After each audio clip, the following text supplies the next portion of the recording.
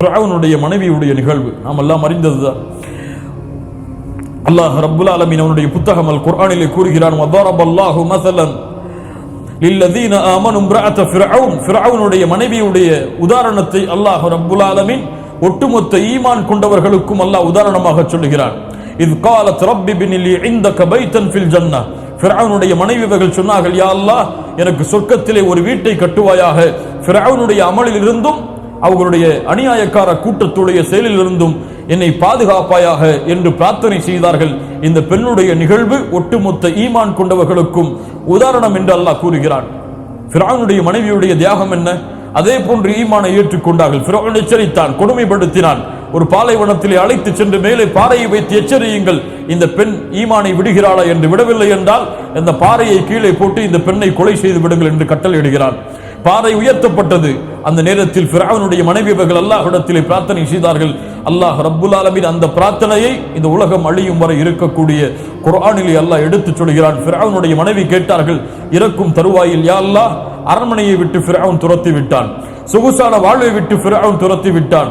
அதன் காரணமாக இந்த உலகத்திலே மாளிகையோ வசதியான வாழ்வையோ இந்த உலகத்தில் கேட்கவில்லை. உன்னிடத்திலே வருகிறேன். உன்னுடைய அருள் பொருந்திய உன்னுடைய கரத்தால் உருவாக்கப்பட்ட சொர்க்கத்தில் எனக்கு ஒரு வீட்டை கட்டியா அல்லாஹ். ஃபிரௌனுடைய அமலிலிருந்து பாதுகாத்து விடையா அல்லாஹ், அவருடைய கூட்டத்துடைய அமல்களிலிருந்து பாதுகாத்து விடையா அல்லாஹ் என்று பிரார்த்தனை செய்தார்கள். அல்லாஹ்வுடைய பாதையில் இறப்பவர்களுக்குரிய கூலியை அல்லாஹ் அப்போதே கொடுப்பார். அதான் அவர்களுக்கு இருக்கக்கூடிய ஒரு சிறப்பு தன்மை. அல்லாஹ் ரப்புல் ஆலமீன் ஃபிரௌனுடைய மனைவிக்கு கொடுத்த அருள். அவர்கள் கேட்டார்கள் இரண்டு பிரார்த்தனை, ஒன்று சொர்க்கத்திலே வீடு, இன்னொன்று ஃபிரௌனுடைய செயலிலிருந்து பாதுகாப்பு.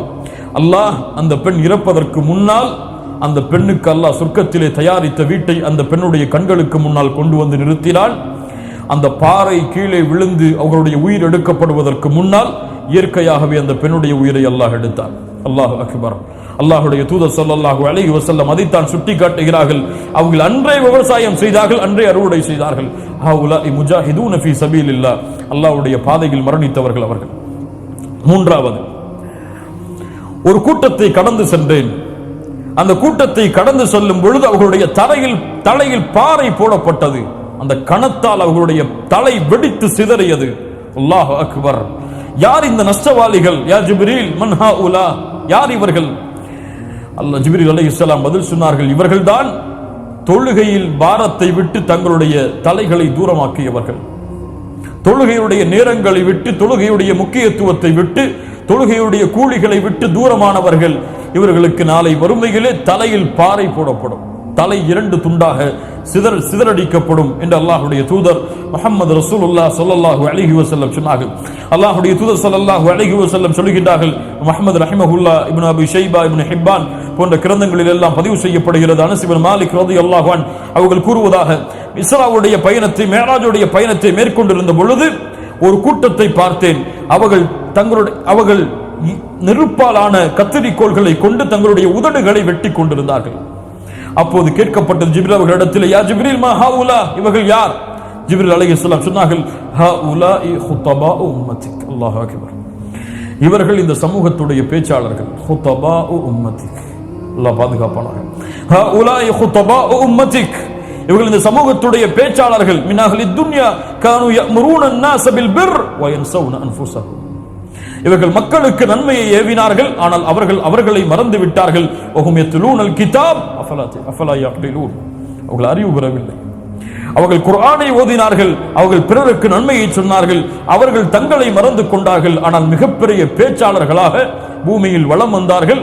இவர்களுடைய உதடுகளை அவர்களே நெருப்பாலான கத்திரிக்கோள்களை கொண்டு வெட்டி கொண்டிருக்கக்கூடிய காட்சியை பார்த்தேன் என்று அல்லாஹ்வுடைய தூதர் முஹம்மது ரசூலுல்லாஹ் ஸல்லல்லாஹு அலைஹி வஸல்லம் அவர்கள் சொன்னார்கள். நாமெல்லாம் இந்த அழைப்பு பணியை செய்யும் பொழுது, அல்லாஹ்வுடைய பாதைக்காக செய்யக்கூடிய இந்த அழைப்பு பணியில் ஒவ்வொரு நிமிடமும் நாம் கேட்டுக்கொள்ள வேண்டிய கேள்வி, எதற்காக செய்கிறாய்? யாருக்காக இதை பேசுகிறாய்? யாருக்காக இதை ஏற்பாடு செய்கிறாய்? யாருக்காக இந்த இடத்தில் இருந்து உழைக்கிறாய்? யாருக்காக படிக்கிறாய்? யாருக்காக வந்தாய்? யாருக்காக வரவில்லை? இந்த கேள்விகளுக்கெல்லாம் விடை அல்லாஹ் என்று இருந்தால் இதனுடைய கூலி சொர்க்கமாக இருக்கும். இதனுடைய பதில், நான் என் திறமையை வெளிப்படுத்துவதற்காக அல்லது என்னை மக்கள் புகழ்வதற்காக என்று இருந்தால் இதனுடைய கூலி நரகமாக இருக்கும். அல்லாஹ் ரப்புல் ஆலமீன் நம்மை பாதுகாப்பானாக. அல்லாஹ்வுடைய தூதர் ஸல்லல்லாஹு அலைஹி வஸல்லம் சொன்னார்கள், அபூதாவூத் என்ற கிரந்தத்திலே பதிவு செய்யப்படுகிறது, ஷேக் அல்பானி ரஹிமஹுல்லாஹ் ஸஹீஹுடைய தரத்தில் இதை கொண்டு வருகிறார்கள். அனஸ் இப்னு மாலிக் ரலியல்லாஹு அன்ஹு அவர்கள் கூறுவதாக, மறுமையில் அந்த மேராஜுடைய பயணத்தில் நடந்து சென்று கொண்டிருந்தேன். அப்போது ஒரு கூட்டம் தங்களுடைய இரும்பாலான நகங்களை கொண்டு தங்களுடைய முகங்களையும் இதயங்களையும் கீறிக் கொண்டிருந்தார்கள். தங்களுடைய இதயங்களையும் முகங்களையும் அவர்களை நகங்களை கொண்டு கீறிக் கொண்டிருந்தார்கள். மன் ஹாஉலாஇ யா ஜிப்ரீல், இவர்கள் யார் ஜிப்ரீல் அவர்களே? ஹாஉலாஇ அல்லதீன யஅகுலூன லுஹூமன் நாஸ், இவர்கள் மக்களுடைய மாமிசங்களை சாப்பிட்டவர்கள். எதை சொல்கிறான் அல்லாஹ்? அல்லாஹ்வுடைய தூதர் சொல்கிறார்கள், பிறரை பற்றி புறம் பேசியவர்கள். புறம் என்றால் என்ன? அவர் வாழ்வில் நடந்ததை, அவர் செய்ததை பிறருக்கு சொல்வது. செய்யாததை சொல்வது புறம் கிடையாது, அது அவதூறு. அவர் எதை செய்தாரோ அவர் இல்லாத நேரத்தில் அவர் வெறுக்கக்கூடிய அந்த செயலை பிறரிடத்தில் சொல்லுவது புறம். இந்த செயலை செய்தவர்கள் தங்களுடைய நகங்களை கொண்டு முகங்களையும் இதயங்களையும் கீறிக் கொண்டிருப்பதை நான் பார்த்தேன் என்று அல்லாஹ்வுடைய தூதர் முஹம்மது ரசூலுல்லாஹ் ஸல்லல்லாஹு அலைஹி வஸல்லம் சொன்னார்கள். அதற்கு பிறகு சொர்க்கத்திலே நுழைந்து பார்த்தேன், அங்கே ஏழைகள் அதிகமாக இருந்தார்கள். நரகத்தில் நுழைந்து பார்த்தேன், அங்கே பெண்கள் அதிகமாக இருந்தார்கள். சஹாபிய பெண்கள் கேட்டார்கள், அல்லாஹ்வுடைய தூதரை, என்ன காரணம்?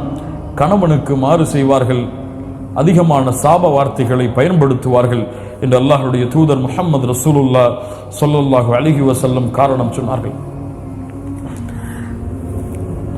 அதற்கு பிறகு கௌசர் என்ற தடாகத்தை அல்லாஹ்வுடைய தூதர் முஹம்மது ரசூலுல்லாஹ் ஸல்லல்லாஹு அலைஹி வஸல்லம் இந்த மிஅராஜுடைய பயணத்தில் பார்க்கிறார்கள். ஹவுதுல் கௌசர், அல் ஹவுது அல் கௌசர், இரண்டும் ஒன்றா? இரண்டும் ஒன்று கிடையாது, இரண்டும் வேறு வேறு தன்மைகளை உடைய ஆறுகள். அல் ஹவுது அல் கௌசர், இந்த இரண்டிற்கும் உள்ள வித்தியாசம் என்ன? அல் ஹவுத் என்றால் சொர்க்கத்திலே ஓடக்கூடிய அந்த சிதறத்துல் முன்தஹா என்ற மரத்திலிருந்து ஓடக்கூடிய அந்த அல் கௌசர் என்ற ஆற்றிலிருந்து வரக்கூடிய தண்ணீர் மஹ்ஷர் மைதானத்திலே தேக்கி வைக்கப்பட்டு ஹவுதாக மாறும். ஹவுத் என்றால் தேக்கி வைக்கப்பட்ட தண்ணீருடைய இடம். அல் கௌசர் சொர்க்கத்திலே உள்ள ஒரு ஆறு, அந்த ஆற்றிலிருந்து தண்ணீர் வந்து ஹவுத் என்ற தடாகத்தில் தேங்கி இருக்கும். ஹவுத் எங்கே இருக்கும்? மஹ்ஷரில் இருக்கும். அல் கௌசர் எங்கே இருக்கும்?